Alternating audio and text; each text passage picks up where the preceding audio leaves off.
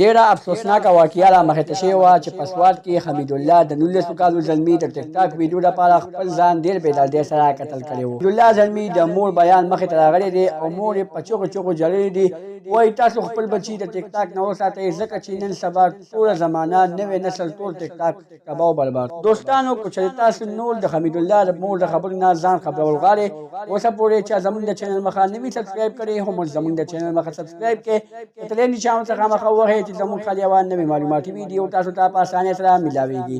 دوستانو دا واقعه په سوات کابل کې رامخته شوې وه چې د نن نه یو 2 ورځې مخکې حمیدالله زلمی راپاڅي او د ټیک ټاک په جوش او په جذبات کې تمانچه راخلي او خپل سر باندې ځان تږدي خو هغه ته څه پته وه چې هغه تمانچه به زما په سر باندې خلاصېږي او زما زندګي به دغې تمانچې نه ختمېږي. دوستانو حمیدالله زلمي چې کله ځان ته په سر باندې تمانچه کېښوسته نو هغه تمانچه د حمیدالله زلمي په سر باندې خلاصه شوله او حمیدالله زلمی د هغه تمانچې په وجه باندې ډېر بې دردۍ سره قتل شو.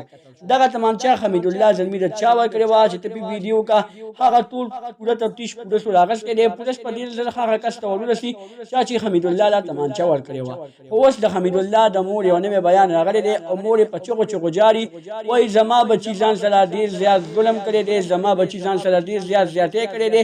زما بچي تمانچه راخلي او خپل ځان خپله دنیا خپله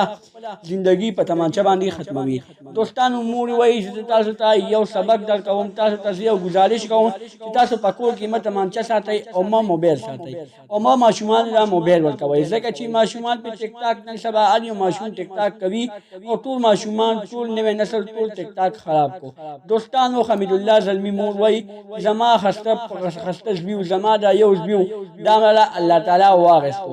دا یو حمیدالله زما ته ډېر ګران او زمونږ یو نیازبین زوی و دغه مله الله تعالی واغستو. دوستانو حمیدالله مور وایي چې تاسو ته زه یو سبق درکوم، تاسو ته زه یو گزارش کوم چې تاسو خپل بچو له مه موبایل ورکوئ او مه تمانچې. دوستانو دا وه زموږ نننۍ ویډیو که زموږ دا ویډیو هم خوښه شوي وي زموږ د چینل مخه سبسکرایب کړئ د تلې نشان څخه مخه ووهئ چې زموږ خالي اوان نوې معلوماتي ویډیو تاسو ته په اسانۍ سره ملاویږي.